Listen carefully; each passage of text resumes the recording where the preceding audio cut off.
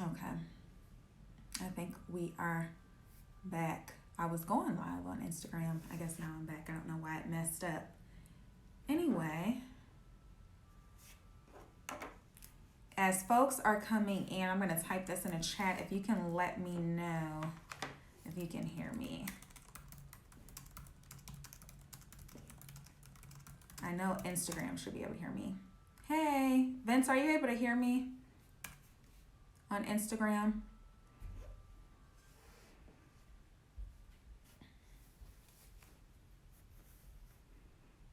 Okay, thank you. So I'm gonna wait. I'm waiting for a few more people to come in. I just texted for everyone who registered in advance. I just text the link out so I know that people will be coming in shortly. Um, I have been in the house like all day today. I've been deep conditioning my hair all day, trying to get my hair back in order while we're spending so much time at home. So I hope everyone is healthy, staying positive, being well. Welcome to the call. Welcome to the folks on Instagram. Um, you may see me looking at, I have two cameras going as I often do. So you may see me kind of looking a couple of different places. So don't be alarmed. Please forgive me. I have two mics on too. I have a mic here on my shirt, and then I also have a mic in front of me. So one mic is going to Instagram Live, and one mic is going to YouTube, you guys. So it's a lot going on. Trying to get everybody in. So the topic for tonight, and I also have my tea here, you guys. I am doing a hibiscus tea with elderberry leaves and a couple of other things. And this is a tea that I drink all the time, but it definitely has a lot of like nutrients and good properties in it. So just trying to stay healthy. It's been raining in Atlanta today. So I just been trying to stay healthy, stay positive, keep working. It looks like, business is still going. I actually got a call today about doing a client shoot. So people are out there still trying to get their marketing on. So that's really good. And our topic for today is hobbies versus business. So I'm talking a lot about how you differentiate between a hobby and a business, and how kind of do you know the difference. And what was part of my inspiration behind this topic is because I do a lot of consults and one-on-one consults with clients, and I've done workshops and things like that. And when I'm talking to clients, a lot of times they talk about how they have a lot of talents, they have a lot of things that they're interested in doing, but they don't know how to sometimes combine those things together, or they don't really know which one is good for a business versus which one is good for just a passion, something they enjoy in their spare time. So I want to talk a little bit about how I work through helping clients kind of differentiate between those things, as well as how the government kind of looks at those things as well. I actually did a little research today to kind of see from a government level for like your finances, how these things are regarded, and kind of when you're making those decisions between what's a viable business versus what's a hobby, kind of keeping those things at the forefront of your mind. So who do we have? So we have a couple of people on the YouTube, and then we have a few people who have joined us on live. So we're at 7:05. I think I'm going to just go ahead and get started. And a lot of folks will be getting, if you registered for this, you will be getting the replay. And so kind of what I'm doing a new model with some of these live streams. I'll be doing, moving forward, about 2 a week. So the next one is going to be on March 30th. Oh my God, I can't believe March is almost over. March 30th. And that topic will be Eventbrite one-on-one. So I'll be sharing my screen with you, and I'll be just taking you through the back end of Eventbrite. And there's a lot of nuances to the platform. Like, it's a very user-friendly and easy platform to use if you are familiar with Eventbrite. But a lot of people don't know that it has a lot of nuances to it on the back end, and I've become pretty familiar with those. So I'll be sharing my screen with you and kind of talking about a very tactical class of like how you can set up your events for maximum like SEO, to make sure they're high up in the search, to help maximize your registrants for the purposes of building your contact list. So those are the things that we're going to talk about in that live stream next Monday. And then there'll also be one later in the week. I'm kind of going back and forth what the topic is going to be, but you'll get information about that soon if you are on my email list, and you'll get text messages, and I'm pretty good about communicating that stuff. Also, if you follow me on Instagram, you'll get it there too. I'll be posting about it there. So that's kind of what the upcoming calendar is going to be. I'm taking everything digital for obvious reasons. We're all quarantined. Also, I am implementing, if you've kind of registered for some of my previous events, and you have seen that I've implemented some new things with kind of my ticket structure. So what I'm doing now is keeping these, hey, my sister's here. So I'm kind of keeping these limited. I want to do a lot of these classes / live chats. I want them to remain kind of small. Sometimes I'll stream to Instagram, sometimes I won't. So I'll have like a certain number of free tickets each live stream, and then there'll be a certain number of pay what you wish tickets, and there'll be a certain number of I can't make it, but I want the replay tickets, basically. And those will be pay what you wish as well. So what that will do is basically keep these environments small, keep more buy-in. Like, I definitely want folks to be engaged in these conversations. I want you guys to be in the comments, asking questions, commenting on what I'm saying. And I think it'll help us do some more interactive types of things. Last night we did a Instagram audit, which was really fun. So when folks registered, they gave me their Instagram handles, and I pulled up my screen and I gave feedback on their Instagram, and folks in the comments gave feedback. So it was very helpful for some of the business owners who wanted feedback about their Instagram pages. So they were able to get feedback from me and feedback from their peers. So those are kind of some of the more types of events and things that I want to do, more interactive, more community based. And I think doing this model, I've only done a couple of events with this model, seems to be super effective. So let's go ahead. We got some more people here, so we're going to go ahead and get started, y'all. So for those who are just joining in, remember I am on 2 cameras, so you may see me kind of looking in several different places. I also have some notes here, so don't be alarmed if you see me looking off. I am on Instagram Live as well. I definitely encourage those, if you are on Instagram Live and we happen to go over a little bit over an hour, Instagram is super strict about that hour, so you may want to join me here on YouTube. My page is She Is Angel Mills, and I'm currently going live right now. And also, for those who aren't here, again, you will get an email and text message with the link for the replay. This replay will be private, so only folks who have registered will get the access to the replay. And then after that, anyone else who wants it, they'll just pay a small fee to have access to it. So again, our topic for tonight is a hobby versus a business. How do you tell the difference? Again, I wanted to do this topic because I have a lot of clients, and I talk to them about all of their passions and the things that they love to do, the things that they're good at, the things that people enjoy that they do in their lives. And they're not always sure how to combine those things, which some of them that is an option, or which one should they focus more of their energy for business purposes, and which activities or passions that they have should just remain hobbies, passions, things they like to do in their spare time.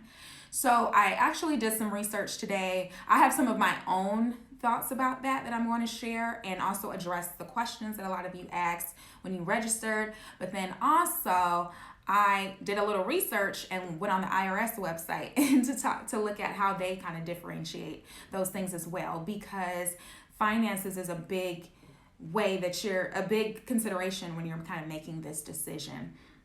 So I wrote down several questions that I think that you need to kind of ask yourself when you're in this space of knowing you kind of want to go into entrepreneurship, or maybe you already are and you're trying to decide if you want to venture into another business, or if you want to if you want to expand your business, or if you want to start a new business. So the first thing, and these are in no order of importance, but I will say this first thing I think is the most important, and I don't talk about this a lot on my channel, but I definitely think that when you're seeking out that answer, if you have a spiritual basis, so whatever your religious background is, whatever your spiritual beliefs are, I definitely think that putting out that question to your higher power is super important. Like, we all come to this world and we have gifts and we have talents and we have things that we're good at doing. And sometimes we don't, everything doesn't need to be a business to share it with people, to make an impact on people. But if we want to make one of those things a viable business, meaning that we want to generate income from it, then that is definitely a space that where we should be going. And so some of the things I wrote down is alignment and spiritual guidance. So wherever you get your spiritual guidance, your downloads from, you should definitely seek that out, because it's very hard. Like, starting a business, for those who are entrepreneurs already who know, it's a lot of work. It's very hard. And that's why one of the things I also wrote down is will. Like, what do you have the will to put a lot of time and effort into to make profitable or to produce at scale? Because it takes a lot to be able to produce enough, whether it's a product or an offering. It takes a lot of work and energy. And if it's not something that's really aligned with what you want to be doing, what your goals are, what your spiritual beliefs are, then it can be very difficult to sustain it. And I talk to a lot of people also who say they want to start a business just for the purposes of money. Like, I just want to make money. I'm just looking at what's going to make money. But the thing is, while most of us may really enjoy money, a lot of us are not motivated enough by money to spend hours and hours and hours and hours and hours perfecting and working on something to make it successful, even if we really do like money. So definitely seeking that higher power is super, super important. And thinking about, what are your personal goals, what are your professional goals, what are your life goals, where do you see yourself, what do you value, is super important with this question, because I've spoken to clients that of course value money, and they want this business to be financially viable for them so that they can quit their job, or so that they can support their family or pay for their grandkids' college or whatever that may be. But some people don't care that don't necessarily need their business to generate massive amounts of money. Some people just want their business to generate enough income to keep the business going. And perhaps they have other streams of income that they can use to support themselves. So they don't care so much, like they're not going to necessarily make decisions based on making the business profitable. And then that's when it may fall into a hobby category. Some of the other questions I wrote down is, do you have potential customers? Is there a market for what it is you're trying to do? Do people buy that? Because some people, what they want to do is so specific and so niche. It's like it might not really be a viable idea or viable business at this time, because there's not a lot of people who are interested in it. Is your idea sustainable and adaptable? So, especially in times like this, right, where we're all quarantined at home, do you have a business idea that is adaptable and agile enough that if situations in your environment changes, you're still able to keep the business, you're able to pivot and still kind of maintain your business? That is very important. Like this, I think this time right here will really make you kind of think about what are some of the potential things that could happen. Have you made a profit in the past, specifically more than $600?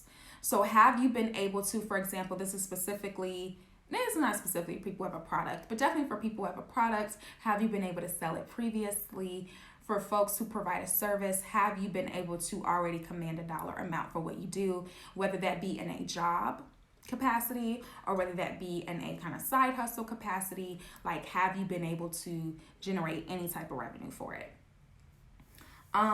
What problem does your business solve? And so that kind of goes back to my earlier point of, is your business sustainable and adaptable?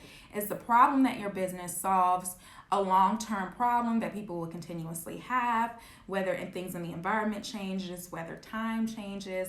Like, that is very important. And can some of your ideas be okay, I'll wait for that one.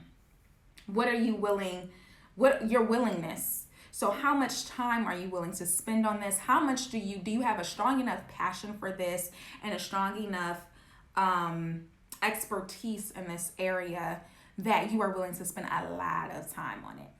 like your most of your time on it. And then also, last but not least, and again, this is not in any particular order, talk to the people that you know. As far as what they know about you and all of your talents and things that you do, what do they find most valuable? What do they see people coming to you most for? That's a great way to think about it. And I'm going to take some of the questions that were in the Eventbrite, and also want you to hop in the comments, ask questions, whether you're on Instagram or the YouTube. Feel free to hop in, ask questions while we're talking, add commentary, and I'll read it aloud and shout you out. So one of the points that I had skipped was, can you combine some of these ideas? So I think sometimes, so a lot of times when I'm talking to clients, what I find is that they feel like if they don't make all of their talents a business, then they're kind of shortchanging the world, if you will. But it's important to recognize that everything doesn't have to be a business for you to share your gifts. You can share your gifts in the capacity of, in a free capacity, and in more informal capacity. It doesn't always have to be a business in order for you to share your gifts with others. A business is something very specific. It solves a problem. It's profitable. It generates revenue. Those are some of the things that differentiate that business from a hobby. So while this is somewhat of a spiritual and emotional decision, it's also somewhat of a logical decision as well. And so you have to be able to put that information into it when you're making those decisions. But so the item I had skipped was, can you combine some of these things? So I do notice when I'm speaking to clients, sometimes they have 5 or 10 ideas, but they kind of all fall under the same general umbrella. And there's a way to package it from a branding perspective where it's not 50 million different businesses. It may just be one business with different services and products that you offer under the same umbrella. And so that's one thing that I will find. Now, occasionally I speak to clients and they literally have several different businesses in several different industries and realms. And I'm like, okay, now that is always a little bit more challenging. And I remember there's a client that I'm specifically thinking about that's coming to mind, where I was speaking to her and she literally had like 5 different businesses that are very different. Each thing was something different. And so I talked a lot about her. I told her a lot that she needed to kind of sit and seek her spiritual higher power. She needs to reflect. I always encourage journal, meditation, take walks out in nature, whatever you need to do to kind of calm your mind and really focus in, because you got a lot going on with people. You have a lot of things going on and you're not focused. And I remember asking her, well, what is the thing that people what is the thing that gives you the most passion, and what is the thing that people come to you the most for? And it was really hard for her to make a decision. So it may also be, if you're in that position where things are really cloudy, pause the action piece, pause the buying the domains, pause the LLC buying, pause all of that, and really hone in and focus and just take a beat. Take a little minute. Think about what it is you're trying to do. Think about what it is that's most important to you, because you're gonna have all these domains and LLCs lying around and you're not gonna be using them. So, because that happens. So I want to go ahead. I'm gonna get to what the IRS says, right?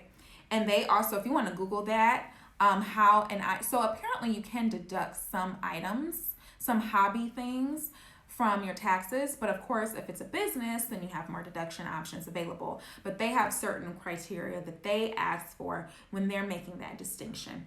So I'm going to go to some of the questions, and I have it on another screen, y'all. I got a lot of screens going on. So the next screen, what to do when you're interested in a million things and you may be good at a million things, but you don't know what to make a career out of your interest. So this seems to be a question more about career.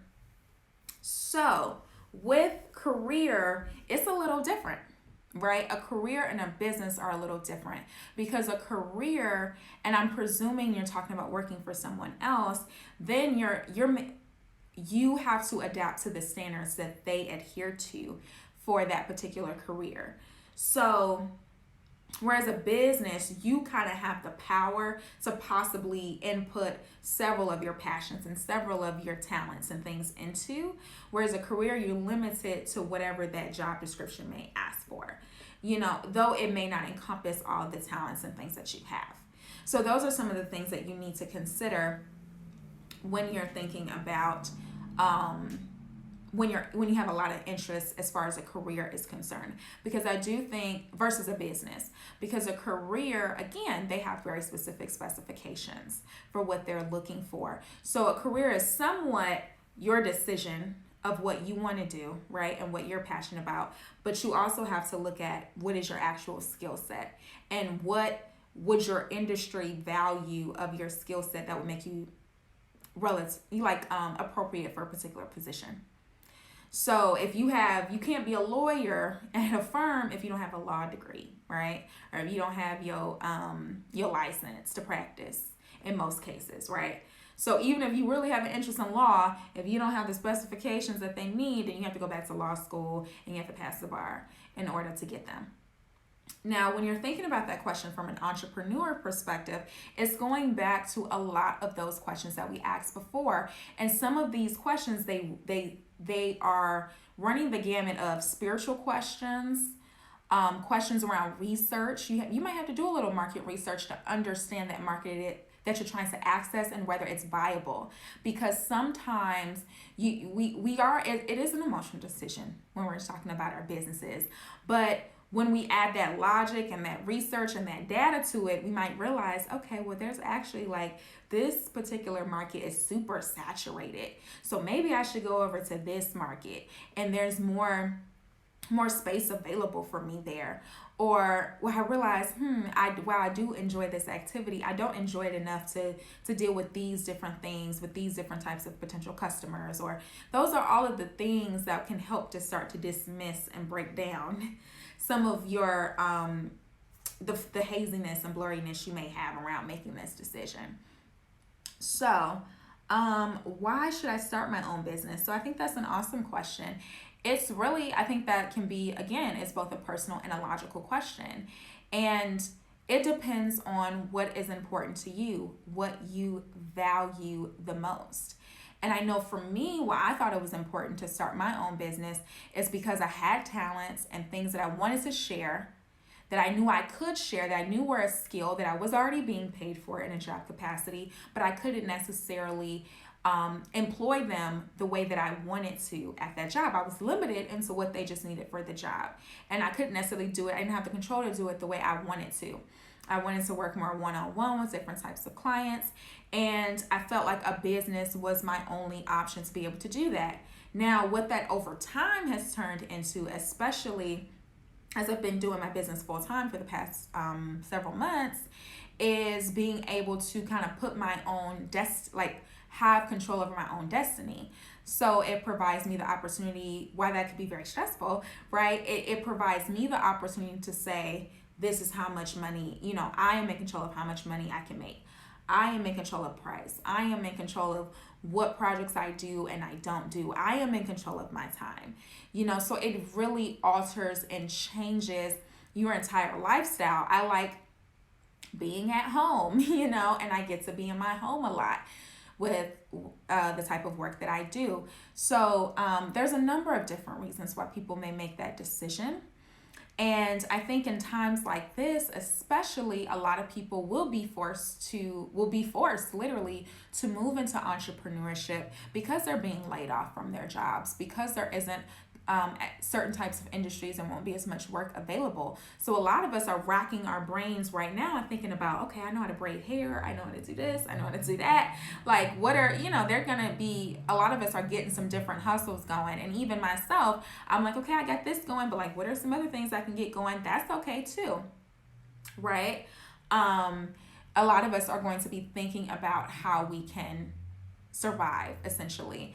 And I think thinking about business, thinking about entrepreneurship it's important to understand your skills in the marketplace to see what your options are. I think that's very important. See what you can command as a contractor versus an employee. those are good things to know just for your own survival and your own ability to provide for yourself in the future. How do I discover my passion? So, and I wasn't saying people's names. So this question is from Chastity. I think that's a great question. And I actually have a video on this channel, my YouTube channel, She is Angel Mills, about that. And maybe I will, I don't know if I want to start searching for it. Maybe I'll just go ahead and try to link it in the chat, because I think it's a really great video, and I talk a little bit about how you can discover your passions. And some of the practices that I speak about are doing things like journaling, meditating, spending time out in nature, seeking whatever your spiritual higher power is. Those are all things that you can do to discover your passion. In addition to trying new things, like I actually, and I don't even have a freaking I need to get one, affiliate code for them. But I was just seeing that I think Skillshare, that site, they have some type of like free 3-month trial. So there's all these free online classes right now, and you can learn all of these different types of skills and things like that. So sometimes people don't know their passion because they just haven't been exposed to a lot of different things to be able to explore. Or they haven't been exposed to a lot of different things to be able to explore what are the different things that they value and they like most. And I do meet people occasionally that don't know, and that don't know what they're passionate about, and don't know what they enjoy most, probably because they spend a lot of time working. They spend a lot of time working, so when they're not working, they're probably trying to relax, and they're not necessarily exploring those things. So I think it's super important. I want to say that that's an important question.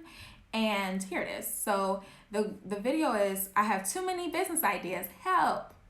So it's it very much relates to to the conversation that we're having right now. So I'm going to share that video in the chat on YouTube.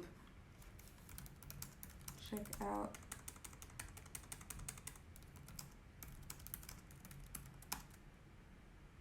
Uh-oh.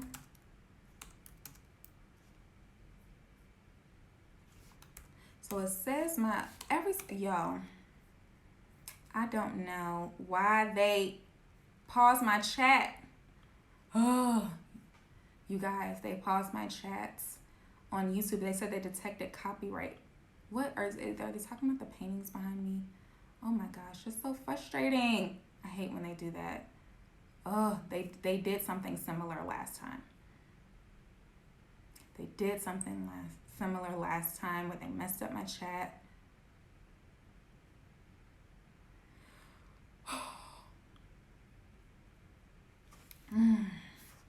So frustrating.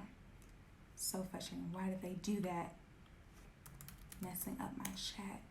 And I don't know how much of it is gone.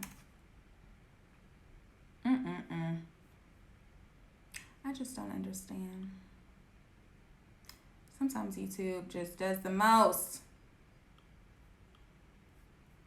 Anyway, so folks who are on YouTube, issues.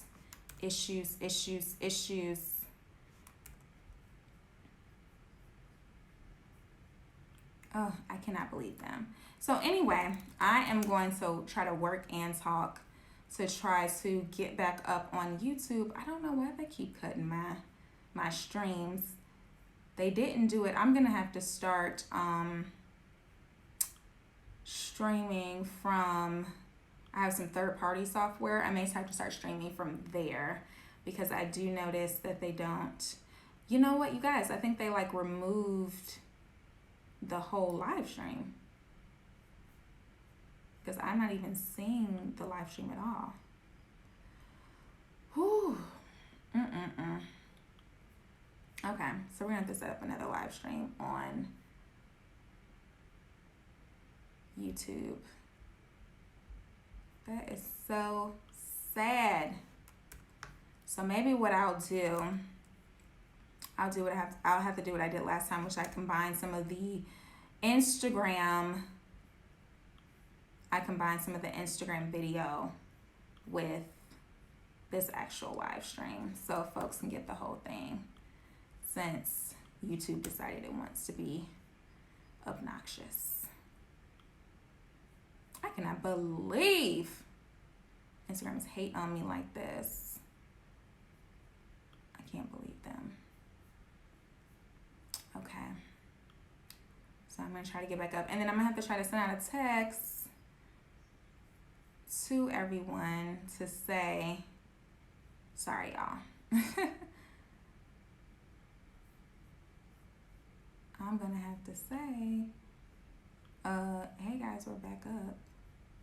Anyway, yes. So again, we're talking about hobby versus business. I want to go to the next question. What I'm going to do for those who, if you came on here from YouTube, then I'm going to go ahead and take some of the video that is from here, because this kind of captures the entire thing. And then I'm going to incorporate it into this video, like kind of just insert it at the beginning and make one long video. Since YouTube wants to act up and give me a hard time about what I'm trying to do. So anyway, our next question, how to monetize my hobby so it becomes a business. So this is a great question to talk about the IRS rules for how they distinguish a hobby versus business for like tax purposes. So some of the things that I wrote down that were of note were, do you keep accurate books and records? So definitely keeping track of your expenses are things that begin to differentiate your business from a hobby versus a business idea. Or yeah, from a hobby versus an actual viable business, like how they look at it. So they definitely look at, are you keeping records? Are you keeping up your expenses? Are you separating them from your personal expenses? Those are things that make it different. The next thing I wrote down of note is, do you depend on this activity for your livelihood? So if you are incorporating, like if you make money from this hobby and you are actually, okay, here we are. Yeah, if you make money from this hobby and you actually use some of that money to support yourself, like as part of your income, or it is your income that you use to support yourself, then they count, they count that as a business. So also, of course, if you have, it's interesting because I don't think on that page they talked a lot about if you had like certain legal, like if you were an LLC or a corp, or they didn't really talk about that. They didn't really speak about actual like legal, how you legally categorize your business. They just talked about, okay, here we are. So we are back, and let me,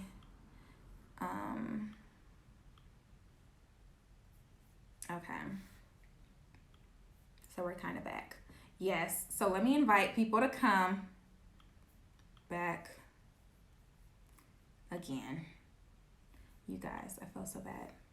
Again.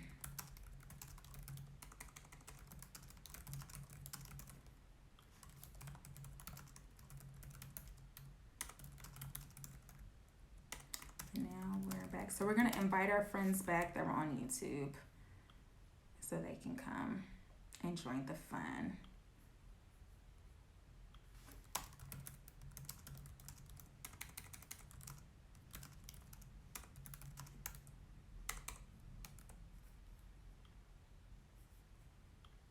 Okay, so forgot about it there. Okay, so actually I don't think I was live. Okay. All right. So we are back on YouTube. I just sent out a link to the YouTube people who are registered. I'm also on Instagram Live. We had some technical difficulties. YouTube shut down my stream for whatever reason. I don't know what happened. So they shut down my stream. Oh, let me make sure this mic is on the right kind of mic, now that I think about it. I think this is the right mic. I think it's on the right mic. I'm actually not sure. I don't know if it's on the right microphone. Yeah, so they actually shut me down. That's so annoying, but they shut me down, and I think this might be, yeah. So I think we might be on the right microphone here. Yeah, so yeah, it YouTube shut me down. So now we're back.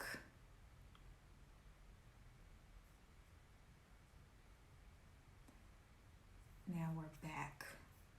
So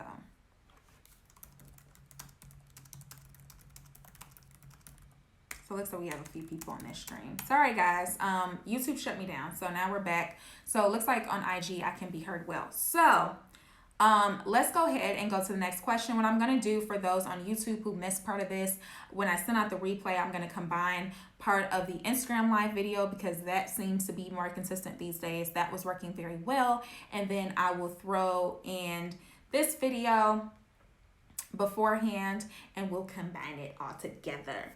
And then I'll send out the replay so you guys get the whole shebang. So next question. No, we already answered that. So how to keep others from stealing your ideas? That is such a good question. It's something I do talk to business owners about. There's a few different ways to answer that question. I think for one, you have the saying, there's no new ideas under the sun. We've heard that before. I actually don't think I believe that. I do believe it's possible to have new ideas, but I do believe there's a lot of ideas that are kind of already out in the atmosphere that people can pick up and kind of put their own twist on. So it's very difficult to kind of protect your idea. Even if you get all the legal protections that you possibly can, it can be very difficult to protect your idea to the point where nobody else can adapt it to some degree. Now, what I tell people though, one way that you can try to protect it, and this is why branding is so important. This is why the branding is important, because when your business is branded, right, and people, so your brand has an identity and people associate your business with certain colors and people associate your business with a certain way that you handle customers, like when you have the visual identity, when you have your messaging down, that branding is a protection for your business. That's part of the protections that you would employ in addition to whatever legal protections and things that you may do. Because even if somebody did go and try to take your business idea and say, hey, it's my idea, or they try to copy it, the way that you put together your business, the way your branding, your colors, all of that is so strong and it has resonated in people's minds so deeply that they don't connect with the other brand, right? So I was actually speaking to a friend of mine, and she's also a client as well, and she has a particular business model that she's using for a program that she does. And she was asking me, how do I protect myself from people in other cities kind of adapting what I'm doing? And I said, you have an entire ethos behind what you do. You have language, you have colors, it's a complete ideology around this program, around there's an ideology she teaches to the people who go through this program. So it's very unique. And I was like, if you put more effort into branding that and cultivating that and making that stronger, that's part of what will protect you, because people will know, oh no, she jacking off of this person. Oh no, they copying off of this person. Like, I'm sure when we see things, we're like, this person's copying off of this person, because we have who we identify as the original.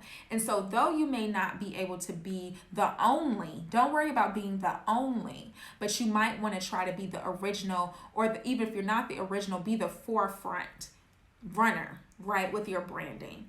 So making those connections, those emotional connections to people with the way that you provide your service, the way you talk about your service, your social media, your digital presence, your events, when we're able to come back in person with each other and socialize. But all of those things are part of your brand, and all of those things are what makes you unique. So you really have to lean into those things to be able to stand out in front of people and not have your idea be so easily taken.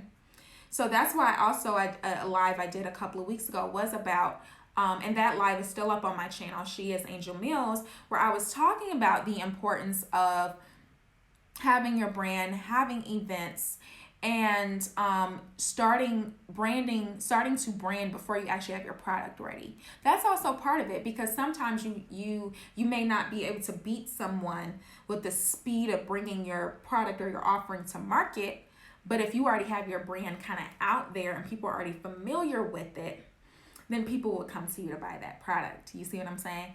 So that's why all of that is important, and that's why that brand is so important, and that's why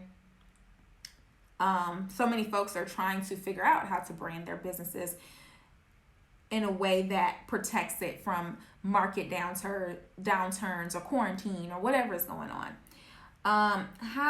Let's see. How can I sell my items online during quarantine?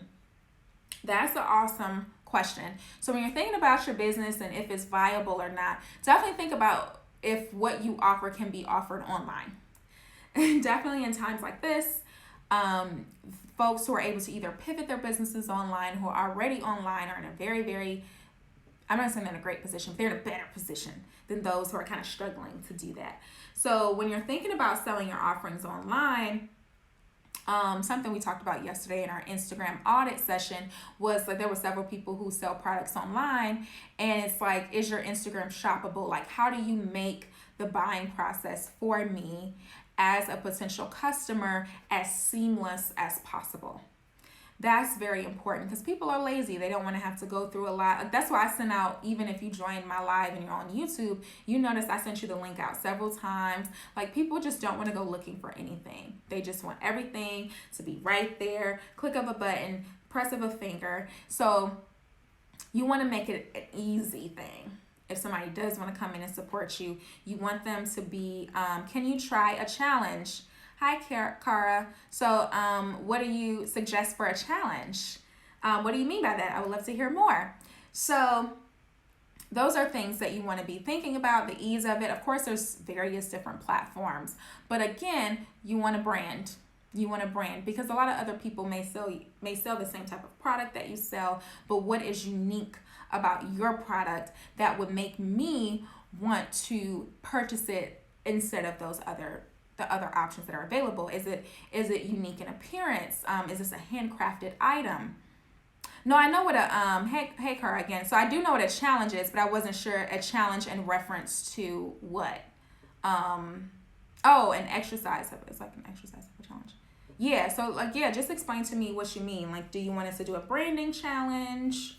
What are you suggesting? So, and the last question that I have, and also if you are on Instagram Live or on YouTube, feel free to ask me your questions that you have. I'm going to go ahead and go through the rest of my notes and the questions that I had from Eventbrite. And then I'll answer any ones that are in the comments. So, what if you're just trying to break even? So this question is from Charles. Charles asks, what if you're just trying to break even, as in just get your expenses covered to do what you love to do? That would still be probably a hobby, but that is something I mentioned earlier. Sometimes it goes back to, what are your goals? Maybe your goals are just for you to get enough money to put back into the thing that you want to do, so that you can continue to do it for the passion and the love of it. That's cool too, right? That doesn't necessarily make it a business, because your interest is not to necessarily generate revenue to generate revenue. Your interest is just to keep it sustainable. But in some cases that can be a business. It depends. That's what I would say. It depends on your situation. Because what I was thinking of is, like, if you had a conference each year and you do it for charity, like a nonprofit, kind of like their goal is not necessarily to generate money in the same way. Their goal is to provide a public service, right? Or a public offering. So it could be a business, it cannot be a business, but it doesn't necessarily have to, like, everything don't have to be a business for you to, again, bring it to market, or not bring it to market, but bring it to people, to impact people's lives positively with it. It doesn't have to be all packaged and marketed and all that and licensed, and it doesn't. It can be something you do for passion, but it's hard for me to answer that question without kind of knowing what your business is and what it's about and all that. It may actually be a business. It depends on what it is. But you can definitely generate revenue to break even on something, and you can tax deduct some of those things. Like there are tax deduction options available for hobbies. Now, I'm not an accountant, so I don't want to go too deep into that. If you go on the irs.gov website, they talk a lot about that. And if you have not filed your taxes, they did give everyone an extension. So if you haven't filed and perhaps you have some hobbies or business expenses you might want to include, go ahead and research that. Some of the other things that I wrote down to keep in mind is, what can you produce at scale? So if you're thinking about starting a business, if you're thinking about trying to start a business, then you want to be thinking about what can you produce from a service level or from a production level that you could produce consistently enough to bring in a stream of revenue. So that's important to think about too, because sometimes we have hobbies and things that we enjoy, but we're only able to produce a small amount of things, if it's a thing, or we're only able to produce at a small level. So that may be also what differentiates this idea from a hobby versus a business, because we don't know, right? We're not sure what we're able to produce.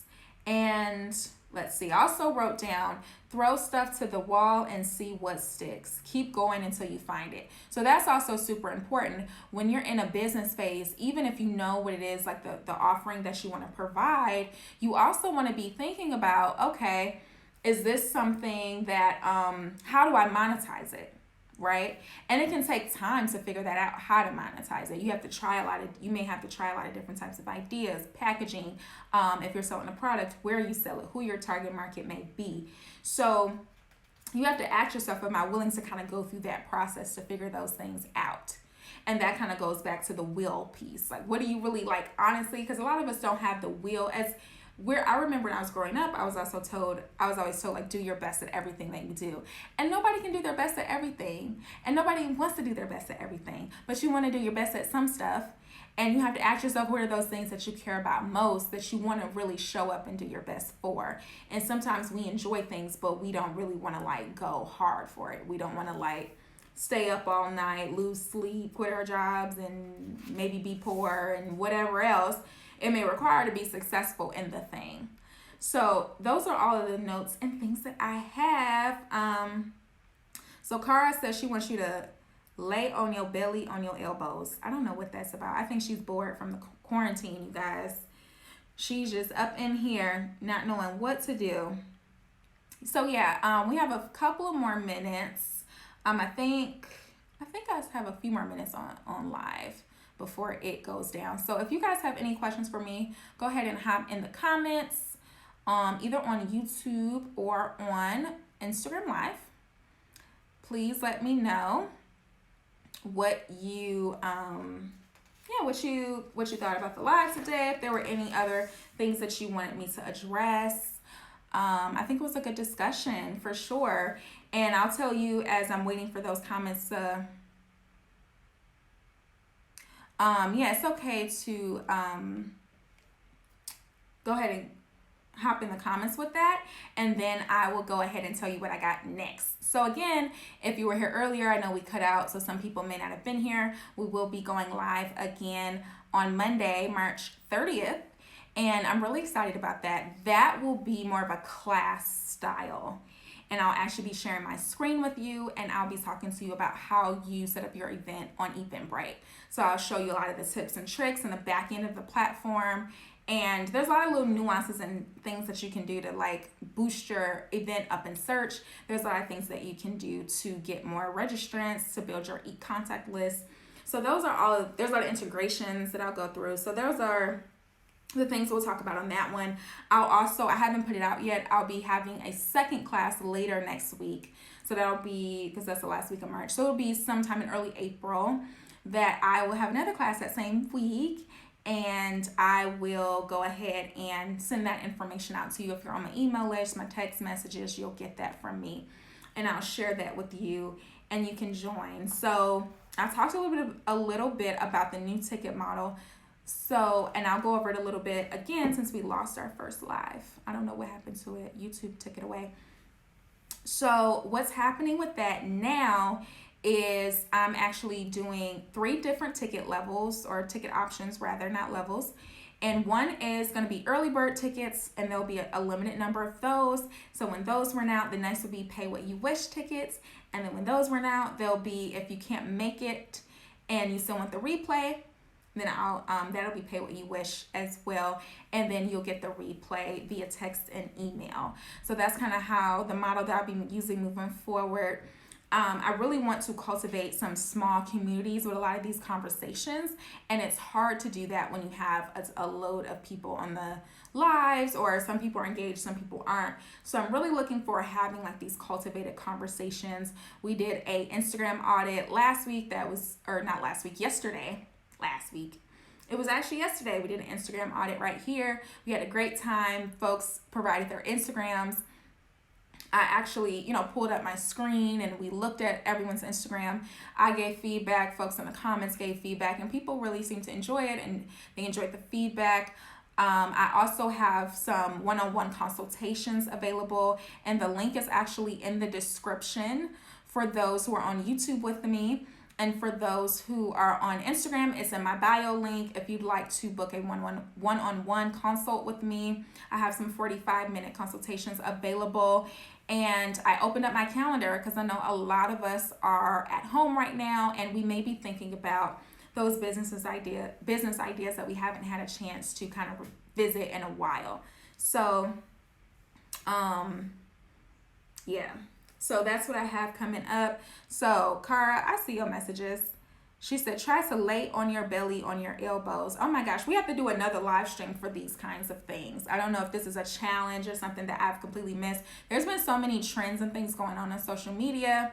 Take a shot and all of this stuff. And I have not participated in any of it. I do see it all, but I have not participated. And I don't know if this is relating to one of those challenges. I have to go on live at another time, maybe on Instagram, and get into some of those different challenges, because I don't think y'all want to see that. Y'all didn't come here for that. So again, I think I'm going to go ahead and wrap up. I don't think I missed any questions. Let me check on Instagram. Oh, let's see. Okay, people are just saying they heard me. I appreciate when y'all tell me y'all can hear me when I'm going live. So thank you all so much for joining me tonight. We had a great conversation. Thank you for those who submitted your questions in advance. It gave us a lot to talk about. Please go ahead and click the link in my bio if you're on Instagram. If you are on YouTube, then check out my description. I have links for my upcoming live chats, as well as the link to book a one-on-one with me. You can email me if you have any questions about services I provide or anything that we spoke about tonight at angelmillsbrandstrategy.com. Again, that is angel@angelmillsbrandstrategy.com. And I'm going to go ahead and sign off. So you all enjoy the rest of your evening. Be safe and stay healthy, stay positive, and have a good one. I'll see you soon. Bye, y'all. I'm going to end Instagram first.